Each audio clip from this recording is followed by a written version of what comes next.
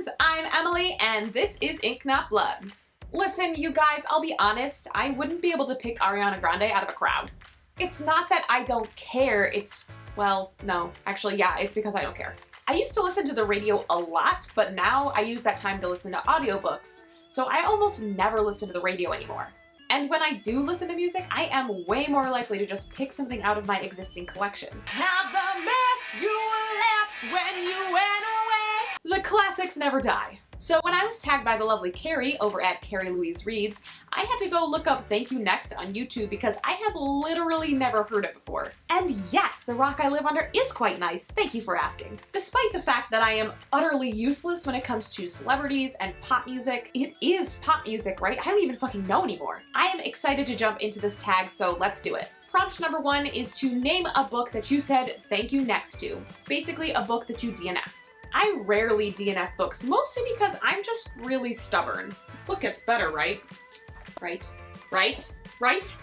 I am way more likely to just suffer through the bulk of a book if I don't like it, but I'm trying to stop doing that because I have so many other books on my TBR that I'd rather be reading. It just seems like such a waste to keep trudging through a book that you are not liking. Anyway, one of the books I have DNF'd is The Chaos by Nalo Hopkinson. I really wanted to love this book. It's a young adult fantasy novel that follows a biracial protagonist and draws from Caribbean folklore. Plus, I was told that this book deals with queer issues, racism, and ableism.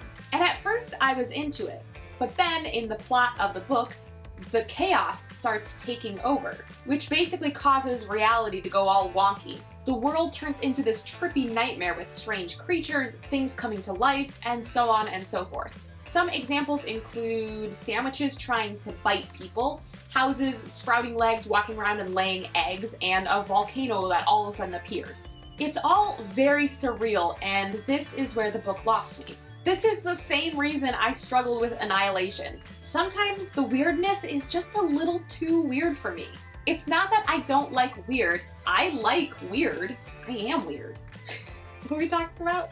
I like weird, but it just felt like the author was just throwing one bizarre thing after another at me, just for the sake of weirdness itself. There were times when I felt frustrated with the lack of concrete things that I could ground myself in, and I eventually gave up. Maybe one day I'll come back to it and try again. Prompt number 2 actually has 3 different parts that you can answer either separately or together, and I'm gonna do kind of a mixture of that.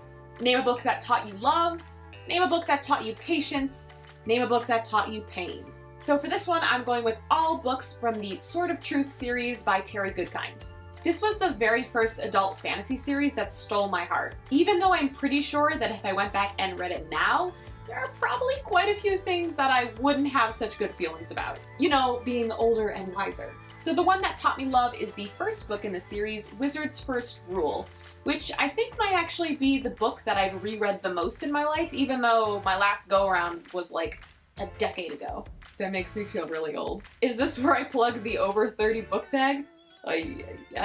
Reading Wizard's First Rule, I fell in love with the characters and the magic and the world, and I then proceeded to read every book that Goodkind wrote until they eventually became so disappointing that I had to stop. The Last Confessor.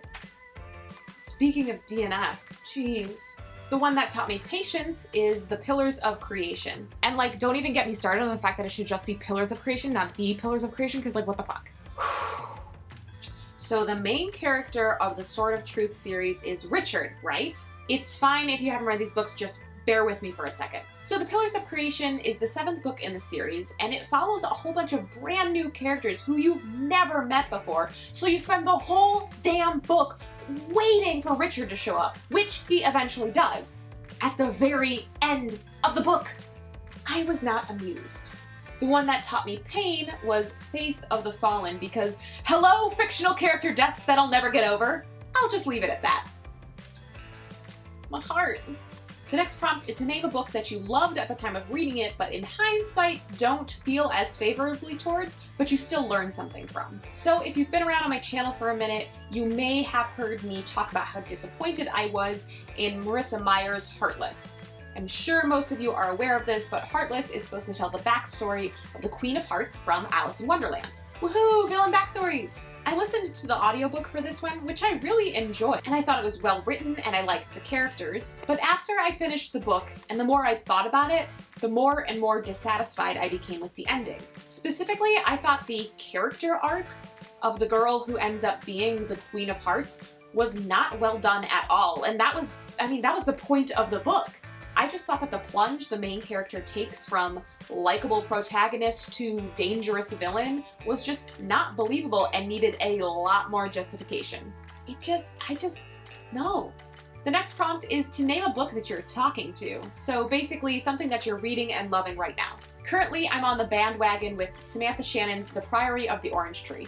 It's so pretty. Seriously, I enjoy carrying it around just so I can look at it all the time. I'm not too far into it, only about 100 pages, and I'm not in love with it, but I am really enjoying it and really interested to see where it goes. In all honesty, it is hard to keep up with all of the names of people and places that they throw at you. But I do already know that I want to be a dragon rider, so there's that. Overall, I'm excited to see where this fresh new relationship goes. The next prompt is to name the book that's gonna last. This is a book that helped you love yourself a little more. At first I wasn't sure what to say for this one, but I think I'm going with Dread Nation by Justina Ireland. I was really excited for the release of this book and bought it as soon as it came out. After reading it, I didn't think it was the best book in the world, but I did really enjoy reading it, and I ended up doing a little review video on it, which I will link up above. It was one of my very first reviews on my channel, and I felt really proud of how it turned out and how I was able to share my ideas and discuss some insights in a relatively eloquent way. For whatever reason, it's also my video with the most views. Like, by far. Alright, that's the tag. The only thing there's left to do is to tag some peeps out there. So I will go ahead and tag some people down in the description, and then I'll also tag them on Twitter so they know what's up. Or if you're just watching this video and the tag sounds fun, please feel free to go ahead and do it yourself. And now it's what you all been waiting for. Cause I got one hand in my pocket, and the other one is giving an awkward goodbye. Alanis is my heart. Making things up as I go. Oh, there goes my light. That one was supposed to last forever. This is probably fine.